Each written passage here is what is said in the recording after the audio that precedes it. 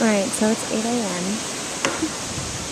I haven't slept a wink because I've had all these nightmare thoughts. Can you hear the noise?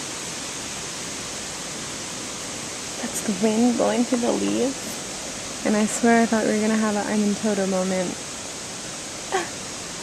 And an I'm in Kansas moment.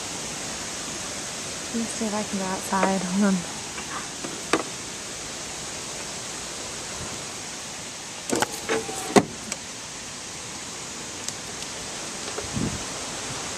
Oh my god.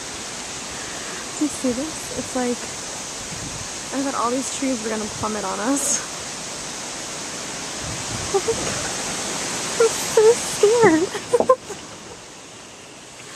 And Adam just sleeps through the whole thing. So it's really creepy to me this morning.